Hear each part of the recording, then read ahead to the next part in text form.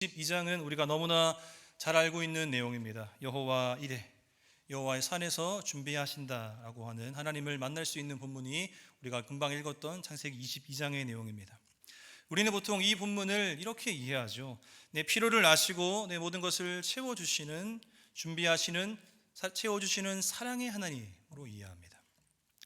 그래서 오늘 본문에서 우리에게 보여주는 이 아브라함의 모습은 우리가 그를 충분히 믿음의 조상이다라고 부를 수 있을 만한 충분한 근거와 이유가 되는 아브라함의 모습을 우리는 발견할 수 있습니다. 그런데 혹시 이런 생각을 해보신 적이 있을지 모르겠어요. 아브라함은 처음부터 믿음이 좋은 사람이었을까라고 하는 거죠. 아브라함이 태어날 때부터 과연 믿음의 조상이었냐라고 하는 겁니다. 그런 타이틀을 가지고 과연 태어났을까? 사실 아브라함뿐만 아니라 우리가 성경에서 많은 인물들을 발견할 수 있는데요, 그 위대한 인물들이 처음부터 그렇게 훌륭한 신앙을 가지고 태어났냐라고 하는 겁니다. 우리는 사실 답을 알고 있고 답을 알고 있어야 합니다. 그 모든 것이 하나님의 은혜로 주어졌다라고 하는 것이죠.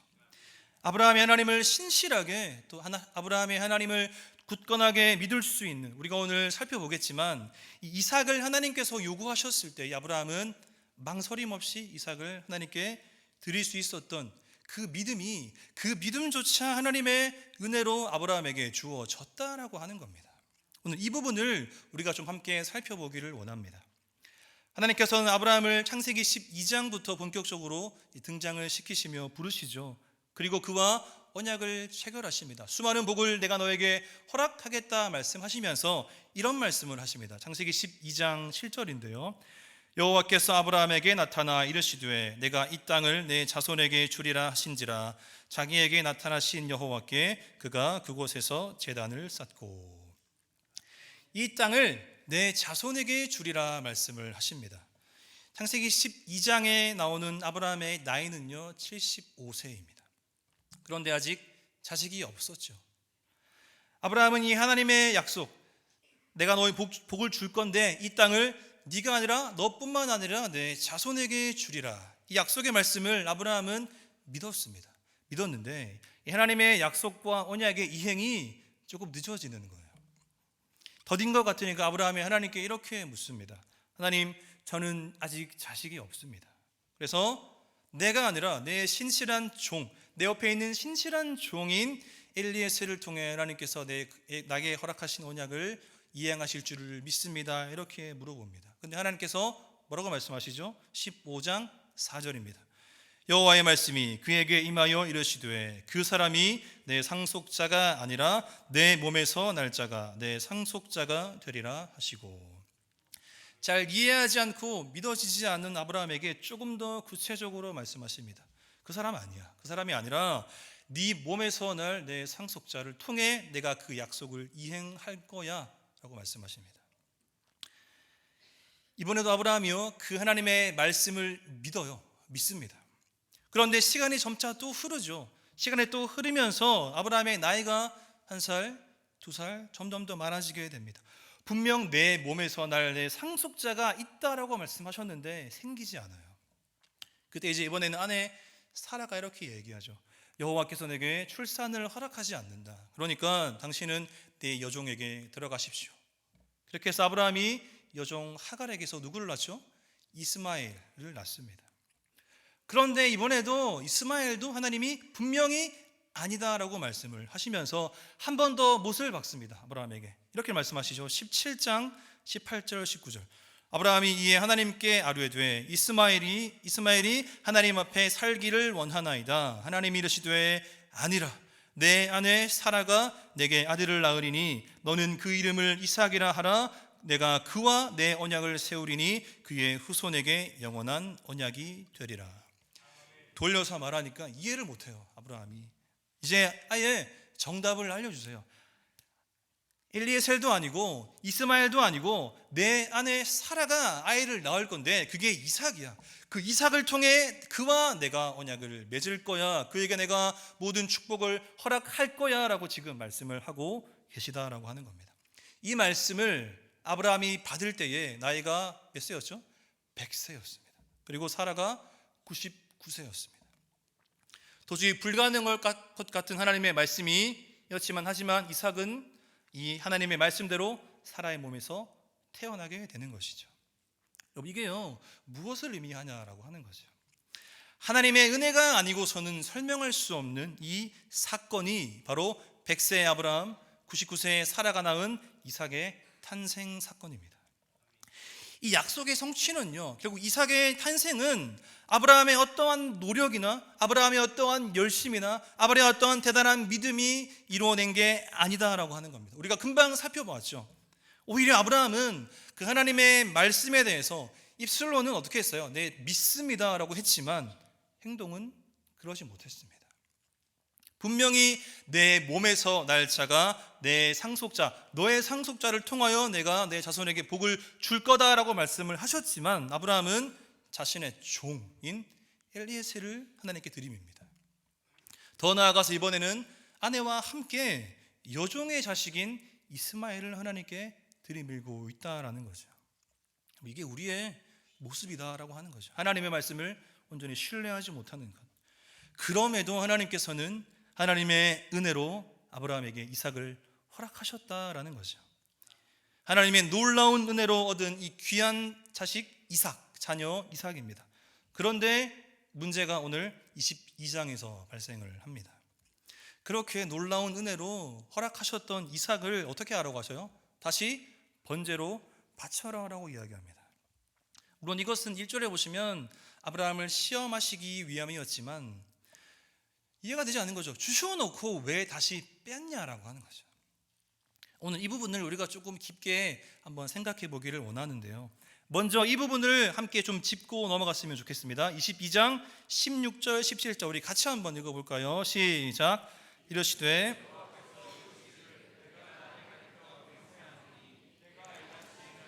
내 아들 독자도 아끼지 아니하였은즉 내가 내게 큰 복을 주고 내 씨가 크게 번성하여 하늘의 별과 같고 바닷가의 모래와 같게 하리니 내 씨가 그 대적의 성문을 차지하리라. 제가 정말 16절에 보시면 노란색으로 표시한 부분이죠. 내가 이같이 행하여, 아브라함이 이같이 행하여, 즉 이삭을 바치려고 했던 그 행동 때문에 하나님께서 아브라함에게 복을 주시고 번성하게 하셨구나라고 우리가 오해할 수 있습니다. 그게 아니다라고 하는 거죠, 여러분. 이 언약은 이 아브라함이 이삭을 바치려고 했던 그 행동 때문이 아니라 하나님께서 아브라함과 처음 12장에서 처음 언약을 맺으실 때 이미 약속하셨고 이미 결정하셨던 내용입니다. 아브라함이 아무것도 하지 않았을 때에 이미 약속하신 축복이다라고 하는 거죠. 그게 12장 1절 2절입니다. 여호와께서 아브라함에게 이르시되 너는 너의 고향과 친척과 아버지의 집을 떠나 내가 내게 보여줄 땅으로 가라. 내가 너로 큰 민족을 이루고 내게 복을 주어 내 이름을 창대하게 하리니 너는 복이 될지라. 이 축복이요, 이 12장부터 22장까지 오면서 계속 군데군데 하나님께서 말씀하시거든요. 먼저 13장 15절인데요. 보이는 땅을 내가 너와 내 누구에게 준대요? 자손에게 주리니 영원히 이르리라. 결국 여러분, 이삭이 태어나기도 전에 이미 너와 내 자손에게 복을 주겠다 하나님께서 선언하시고 말씀하셨다라는 거예요.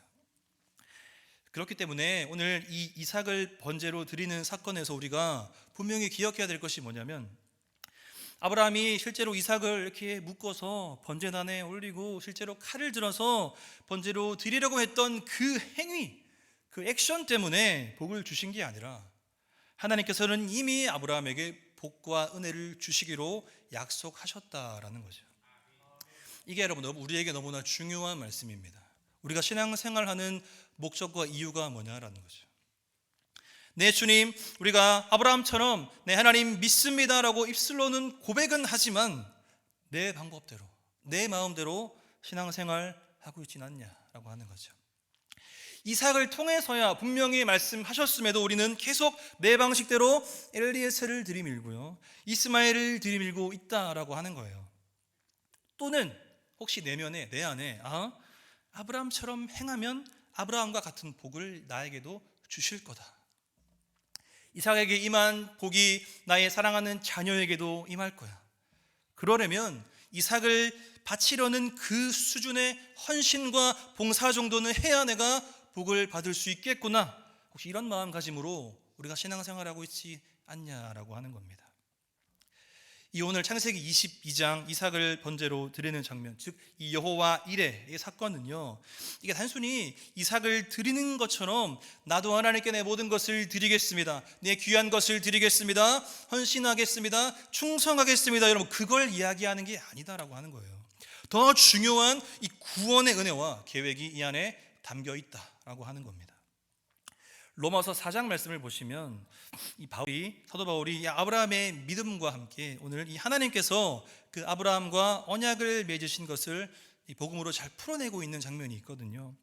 그래서 로마서 4장에서 이 바울이 말하는 핵심이 뭐냐면, 아브라함의 믿음과 아브라함과 맺으신 그 언약, 그 모든 것은 하나님의 주권적인 은혜이다. 즉 아브라함의 행위와 노력이 전혀 들어가지 않았다라는 것을 분명히 밝히고 있습니다. 하나님의 은혜가 아니고서는 설명할 수 없는 일. 아브라함은 100세이고 사라가 99세, 태가 끊어져서 도저히 생물학적으로는 아이를 생산할 수 없는 가능성이 제로임에도 불구하고 그 아브라함은 하나님을 의심하지 않고, 그 의심하지 않은 것을 하나님께서 그 믿음을 의로 여기셨다라고 설명합니다. 그게 로마서 4장 1절부터 22절까지의 내용이거든요. 그리고 사도 바울이 4장의 마무리를 이렇게 이어집니다. 로마서 4장 23절 25절 우리 같이 한번 읽어보겠습니다. 시작. 그에게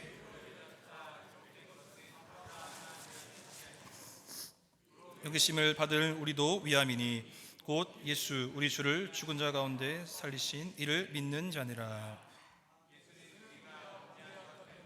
예수님이 되고 또한 우리를 의롭다 하시기 위하여 살아나셨느니라. 여러분, 4장에서 아브라함이 이 사도 바울이 아브라함에 대해서 쭉 이야기하다가 갑자기 예수님으로 넘어와요. 4장 1절에서 22절의 내용을 함축해서 요약한 것이 우리가 금방 읽었던 23절에서 25절의 내용입니다. 구원의 놀라운 핵심과 복음의 진수가 여기에 담겨 있거든요. 하나님께서 이삭을 허락하신 것은 전적인 하나님의 은혜다라고 제가 말씀을 드렸습니다. 그런데 다시 이삭을 바치라라고 한 것을 어떻게 보면 하나님께서 아브라함에게 베푸신 그 은혜를 거두어 가겠다 하는 것과 똑같은 것으로 보입니다. 그런데 분명히 하나님께서 엘리에셀 아니야, 이스마엘도 아니다, 내 씨를 통해, 즉 너와 사라의 몸을 통해 태어난 자손을 통하여서 바다 위의 모래와 같이 하늘의 별과 같이 축복할 거야 라고 분명히 약속하셨거든요. 그렇게 말씀하셨는데 지금 이삭을 데려가신다라는 거예요. 그러면 그 언약이 끊어지는 겁니까? 이삭이 죽게 되면요. 이에 대한 아브라함의 반응은 우리가 오늘 본문에도 보았지만 잘 알고 있습니다. 하나님 왜 이삭입니까? 왜 주셔놓고 뺐냐라는 겁니까? 라고 아브라함은 토를 달지 않아요. 하나님께서 주셨으니까 바쳐야지. 원래 하나님의 것이니까, 하나님이 하라고 하시니까 해야지. 그래서 아브라함이 깨달은 것이 있다라고 하는 겁니다. 자신이 지금 창세기 12장부터 여기까지 오면서 확실하게 하나 깨달은 것이 있다면, 하나님께서는 말씀하시는 분이고 그 말씀하시는 것을 반드시 이루시는 분이구나. 내가 확신이 없어서, 하나님 말씀하셨는데 내가 확신이 없어서 계속 엘리에셀을 갖다 들이밀고 이스마엘을 들이밀었지만 하나님께서 말씀하신 것은 반드시 이루어내신다. 그걸 깨달은 거예요, 아브라함이. 그걸 깨달은 아브라함이 이삭을 바치라는 그 명령에 드디어 순순히 순종할 수 있었다라고 하는 겁니다. 이삭을 묻고 칼을 들어 이삭을 죽이려고 할 때 하나님께서 급하게 아브라함을 부르시죠. 아브라함아, 아브라함아, 당장 멈춰라. 그 아이에게 손을 대지 말라. 이 장면들 잘 보시면 이 말은, 여러분, 지금 이 장면이요, 실제로 아브라함이 이삭을 죽이진 않았죠. 죽이기 전에 하나님께서 말리셨지만 이미 하나님께서 이삭을 받으신 겁니다. 죽이지 않았지만 죽은 것과 똑같은 거예요. 이로 인해 아브라함의 대가 끊어지는 것 같아요. 이삭이 죽었으니까요. 그런데 하나님께서는 더 멀리 보셨습니다. 자신의 아들을 바친 아브라함에게 하나님께서는 자기의 아들을 내어주셨다라는 거예요. 그게 바로 예수 그리스도입니다. 그 내용이 우리가 읽었던 로마서 4장 24절 25절입니다. 한 번 더 같이 읽겠습니다. 시작. 의로 여기심을 받을 우리도 위함이니 곧 예수 우리의 주를 죽은 자 가운데서 살리신 이를 믿는 자니라. 예수는 우리가 범죄한 것 때문에 내줌이 되고 또한 우리를 의롭다 하시기 위하여 살아나셨느니라. 여러분, 이게 복음이고요, 이게 우리에게 주시는 최고의 은혜인 줄 믿습니다. 미리 준비하신 양을 가지고 이제 아브라함과 이삭이 함께 주님께 제사를 올려드립니다. 원래 이삭이 죽어야 돼요. 근데 누가 죽어요? 양이 대신 죽습니다. 양의 죽음으로 이삭이 다시 살아나게 되었습니다. 그러므로 이제 이삭은 더 이상 아브라함의 아들이 아니라 누구의 아들이에요? 하나님의 아들이 된 것입니다. 이것을 사도 바울이 로마서 8장에서 양자의 영을 받았다라고 이야기하고요, 더 이상 아브라함의 상속자가 아니라 이제는 우리는 하나님의 상속자다라고 이야기를 하고 있는 겁니다. 이제 이삭은 하나님께서 허락하신 수많은 축복과 수많은 언약을, 수많은 은혜를 감사하면서 새롭게 태어난 하나님의 자녀로, 하나님의 아들로 삶을 살아가게 되는 것이고요, 그게 오늘 저와 여러분들에게 동일하게 주어진 은혜인 줄을 믿으시기를 바랍니다. 이 부분에 대해서 우리 김남국 목사님이라고 하는 분이 오 아브라함이라는 책에서 이렇게 설명하고 있습니다. 이삭이 번제나무를 지고 가는 모습은 예수님이 십자가를 지고 가는 모습을 연상케 합니다. 하나님께서 이삭을 통해 증명하시고자 하신 것이 무엇입니까? 예수 그리스도입니다. 예수 그리스도의 오심도 인간의 혈통이 아니라 하나님의 주권에 달려 있습니다. 그래서 여호와 이레를 단순하게 하나님이 우리의 삶 속에서 어떤 것을 준비해 두셨다는 의미로 보면 안 됩니다. 여호와 이레는 예수 그리스도와 연결된 단어이기 때문입니다. 여러분, 그래서 이 여호와 이레, 여러분들 여호와 이레라고 할 때에 내 쓸 것을 준비하시는 하나님, 그 정도의 수준이 아니다라고 하는 거예요. 여러분, 내가 죽어야 하는데 예수님이 대신 죽으신 겁니다. 우리는 이 예수 그리스도의 죽으심과 이 부활을 기점으로요, 예수가 나를 대신해 죽기 직전의 나, 그리고 죽으시고 부활하셔서 이후에 새로워진 나, 이제는 완전히 다른 존재가 되었다라는 거예요. 이것을 사도 바울은 이렇게 설명합니다. 로마서 6장 5절, 만일 우리가 그의 죽으심과 같은 모양으로 연합한 자가 되었으면 또한 그의 부활과 같은 모양으로 연합한 자도 되리라. 우리가 예수와 연합했다라는 개념으로 설명합니다. 이것은요, 우리가 예수님과 다시 연합할 수 있었던 이유는 내 열심, 내 헌신, 내 노력 전혀 없었다라는 거예요. 우리가 예수님과 연합하는 그 과정 속에 내 공로나 의지는 전혀 들어가지 않았다. 왜냐하면 나는 죄와 싸워서 이길 힘이 없기 때문이죠.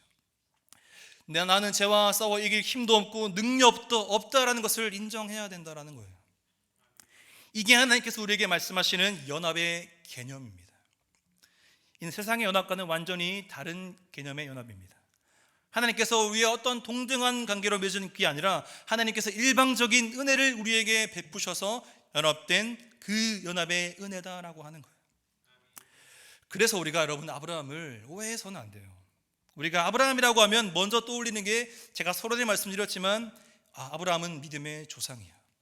아브라함은 믿음이 정말 대단한 사람, 갈 바를 알지 못했지만 나아갔던 사람, 100세에 얻은 아들을 다시 드리는 건 도대체 얼마나 큰 믿음이 있어야 할 수 있는 일인가. 자꾸 우리는 아브라함의 어떠한 헌신이나 아브라함의 어떤 행위에 집중한다라는 거예요.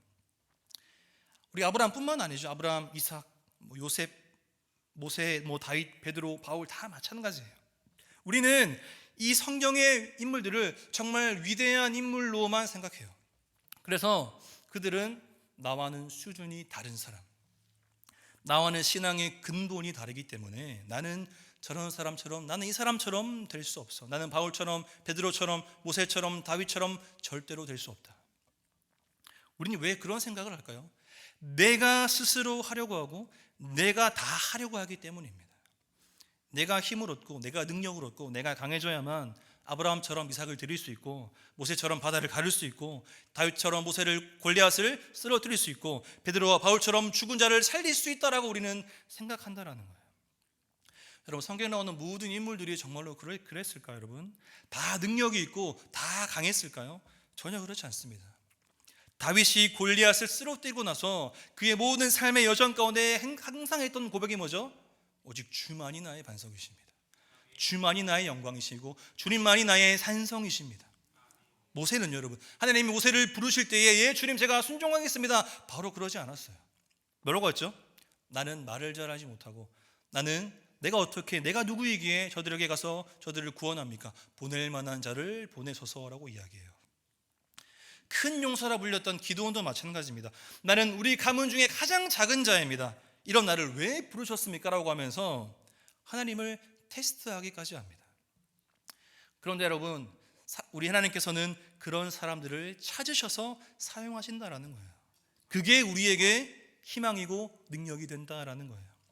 그래서 우리는 약해도 괜찮고 넘어져도 괜찮고 우리가 부족해도 그게 하나님에게는 전혀 문제가 되지 않는다. 왜냐하면 내가 약할수록 하나님의 강함이 드러나시기 때문이죠. 그럼 이제 우리가 취해야 될 자세가 뭐냐라는 겁니다. 야고보서 2장 21절에서 24절입니다. 우리 조상 아브라함이 그 아들 이삭을 제단에 바칠 때에 행함으로 의롭다 하심을 받은 것이 아니냐.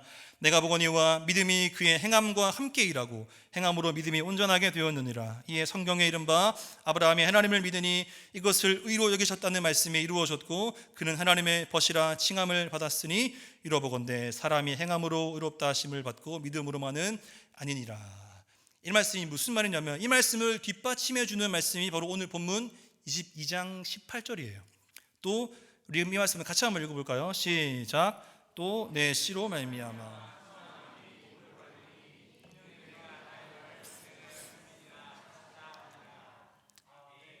야고보 사도가 말하는 이 행함으로 의롭다 하심을 받는다라는 표현은요, 의롭게 된 우리가 그리스도인의 삶의 결과 어떻게 살아가야 되는가를 이야기를 하는 거예요. 무슨 말이냐면 바울이 말하는 이 신칭이죠. 우리가 예수 그리스도를 믿음으로 의롭게 된다라는 것이고요. 그렇게 의롭게 되었으면 이제 야고보 사도는 그 의로움이 우리의 삶으로 우리의 행함으로 반드시 드러나게 되어 있다라는 걸 이야기하는 겁니다. 지금 아브라함이 그런 겁니다. 아브라함이 하나님을 믿으니 하나님께서 그것을 그의 의로 여겨 주셨습니다. 그 은혜를 경험한 아브라함이 하나님의 말씀은 반드시 이루어진다 라는 것을 굳게 믿고 깨달았기 때문에 이삭을 드릴 수 있었던 행함까지 나아갔던 것이거든요. 그런데 그 행함 또한 아브라함의 의지가 아니라 하나님이 주신 하나님의 은혜다라고 하는 겁니다. 이 부분을 두고 또 하나님의 열심이라는 책을 쓰신 우리 박영선 목사님이 이렇게 설명합니다. 우리가 어느 수준에 있든지 깨달아야 하지만 우리는 나날이 자라고 있다는 사실도 잊지 마십시오. 우리는 여전히 하나님의 일하심으로 성장해 가는 자녀입니다. 하나님이 일하고 계시니 우리는 그저 앉아 놀고 먹으면 될까요? 그렇게 퍼져 앉아 있으면 얻어 터지는 일밖에 없습니다. 하나님은 결국 우리를 아브라함이 보인 믿음의 경지까지 이끌어 가실 것입니다. 언제나 하나님이 먼저 그리고 전부 행하셨다. 어떻게 하신대요? 가만히 앉아 있으면 얻어 터진대요, 여러분. 제가 지난 목요일 새벽에도 설교를 잠깐 했었는데 여러분, 믿음은 기도만 하는 게 아닙니다. 여러분. 여기 앉아서 예 주님 믿습니다 주시옵소서 이루어 주시옵소서 하고 돌아가서는 아무것도 하지 않는 것. 내가 정말 그리스도인이라면 어떻게 살아가야 할까? 내가 하나님의 자녀로 정체성을 가져야 하는데 그게 과연 무엇일까? 이런 씨름이 없고 이런 노력이 없고 이러한 고민이 없다면 그것은 믿음이라고 할 수 없는 것입니다. 우리가 하나님의 백성으로 산다는 것이 무엇인지를 결코 놓쳐서는 안 되는 것입니다. 여러분, 부모가 다 해준다고 놀고 앉아서 먹고 있으면 어떻게 하신대요? 금방 얻어 터집니다, 여러분. 제 아내가 이제 출산 2주 앞두고 있거든요. 되게 자녀가 있는 우리 부목사님들이 제게 항상 하는 말이 있어요. 뭐냐면 아기가 뱃속에 있는 게 제일 행복한 거다. 이제 행복한 시절을 다 끝났고, 그렇죠? 이제 고통과 고난의 세계에 오신 것을 환영합니다 이렇게 얘기하더라고요. 왜 그런 말을 할까요, 여러분? 아이를 양육하는 과정이 그만큼 힘들다는 거죠. 여러분, 아이가 뱃속에서 나와서 놔두면 아이가 저절로 자랍니까, 여러분? 한 아이가 자라나기 위해서는 부모의 손길이 얼마나 많이 들어가냐라고 하는 거죠. 저도 아직 아이가 태어나지도 않았는데 애기 옷 빨래하고 집 치우고 소독하고 난리도 아니에요. 근데 이제 아기가 태어나면 어떻게 했냐는 거예요. 아이가 태어나서 어느 정도 근데 이제 자라게 되면 어떻게 되죠? 아이가 스스로 숟가락을 집어야죠. 아이가 젓가락을 집어야 하고요. 스스로 옷을 입어야 합니다. 이제 스스로 학교도 가야 하고 이제 스스로 공부도 해야 되죠, 여러분. 그런데 여러분, 자녀가 그렇게 스스로 할 수 있다고 해서 부모가 이제 스스로 할 줄 아네? 잘 있어? 엄마 갈게. 이렇게 하나요, 여러분? 그렇게 하지 않는 거죠, 여러분. 항상 그 자리에서 아이를 지켜보고 있는 것이죠. 밥은 제대로 먹는지, 옷은 바로 입는지, 학교는 잘 다니고 있는지. 여러분, 하나님이 우리를 그렇게 지금 지켜보고 계시는 줄을 믿습니다. 하나님 우리와 늘 동행하시며 우리의 삶을 늘 은혜의 자리로 이끄시지만 내 속에서 내가 감당해야 될 그리스도의 자녀다운 성도의 의무가 반드시 있다라고 하는 거예요. 믿음과 신앙을 지켜내기 위해 우리는 일어섰다가 넘어질 때도 있습니다. 어디에 부딪혀서 까지기도 하고 마음대로 안 되면 우리 아이가 떼를 쓰는 것처럼 떼를 쓰며 울기도 합니다. 그래도 해주지 않으면 이건 울어도 해주지 않는구나, 이런 거를 깨닫는 시기가 자라면서 온다라는 거예요. 그렇기에 우리가 자라가는 것이고요, 그 자라가는 과정 속에 하나님은 늘 그 자리에서 우리를 바라보고 지켜보고 지켜주시고 이끌고 계신다라는 겁니다. 말씀을 맺겠습니다. 여러분, 아브라함이 창세기 12장의 언약에서 오늘 22장 이삭을 바칠 수 있는 믿음까지 자라난 때 걸리는 시간이 약 40년으로 추정합니다. 그만큼 길었다라는 거예요. 순탄하지 않다라는 거예요.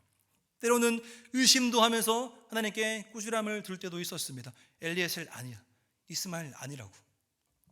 내 씨를 통해서야 하나님께서 분명히 아브라함에게 말씀하신 적도 있었죠. 믿음은 이렇게 한순간에 성장하지 않습니다. 성장통이라고 하죠, 여러분. 그게 아프죠. 근데 견뎌야 돼요. 고통스럽지만 참아야 된다라고 하는 겁니다. 그런데 하나님께서 우리에게 그것을 허락하신 이유는 우리를 사랑하시기 때문인 줄을 믿습니다. 그분이 우리의 진정한 아버지가 되어주시기 때문에. 그렇기 때문에 여러분들의 신앙생활을 두려움에 벌벌 떠는 것이 아니라 하나님은 결국 우리가 하나님께 기꺼이 마음을 드릴 수 있는 그 자리까지 이르도록 우리를 가르치시고 이끌어 주실 줄을 믿습니다. 그 과정 가운데 우리를 낮추시거든요. 낮아주십시오. 꺾으시거든요. 꺾임을 당하시기를 바랍니다. 그게 하나님의 은혜고요, 그게 바로 그 하나님의 놀라우심을 경험할 수 있는 최고의 기회인 줄 믿으시기를 바랍니다. 여러분들의 삶 모든 영역에 이 하나님의 열심히 여러분들의 삶을 지금도 이끄심을 믿고 그 내게 주어진 삶의 영역에서 믿음을 지켜나가는 예수 그리스도의 거룩한 제자로 살아갈 수 있는 우리 모두가 되기를 주님의 이름으로 간절히 축원드립니다. 이 말씀 기억하며 함께 찬양하겠습니다.